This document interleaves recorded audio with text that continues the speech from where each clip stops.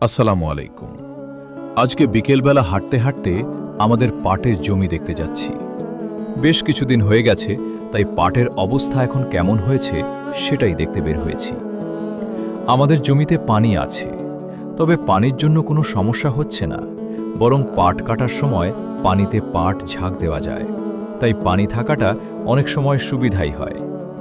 কিন্তু পাট কাটতে একটু দেরি হয়ে যাওয়ার কারণে আমাদের জমির কিছু পাট এমনিতেই মরে গেছে।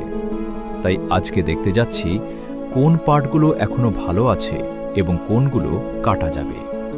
এখন আবার একজন শ্রমিকের মজুরি প্রায় ১,০০০ টাকা করে, তাই যদি বেশি পাট মরে যায় তাহলে আমার অনেক বড় লস হয়ে যাবে। মরা পাট কাটতে গেলেও শ্রমিকের টাকা দিতে হবে, কিন্তু সেখান থেকে তেমন কোনো লাভ পাওয়া যাবে না। বিকেলের আবহাওয়াটা আজ বেশ সুন্দর। এই সুন্দর আবহাওয়ায় হাঁটতে হাঁটতে জমির দিকে চলে যাচ্ছি। যেতে যেতে দেখছি আশপাশের অনেক কৃষকের পাটও মরে গেছে।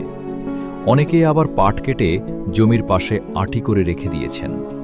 আমাদের জমির পাশেও মানুষের কেটে রাখা পাট দেখতে পাচ্ছি। অবশেষে হাঁটতে হাঁটতে আমাদের জমিতে চলে এলাম। জমিতে এসে দেখি সত্যিই কিছু পাট মরে গেছে, তবে সব পাট মরে যায়নি। যেগুলো এখনো ভালো আছে সেগুলোই কাটা লাগবে, আর যেগুলো একেবারে মরে গেছে সেগুলো আর কাটব না। আজকে মূলত জমির অবস্থা দেখতেই এসেছিলাম। কৃষকের ফসলের সঙ্গে তার অনেক আশা আর পরিশ্রম জড়িয়ে থাকে। সামান্য দেরি হলেও যখন ফসল নষ্ট হয়ে যায় তখন কৃষকের অনেক ক্ষতি হয়ে যায়। সব কৃষকের ফসল ভালো হোক, এই দোয়াই করি।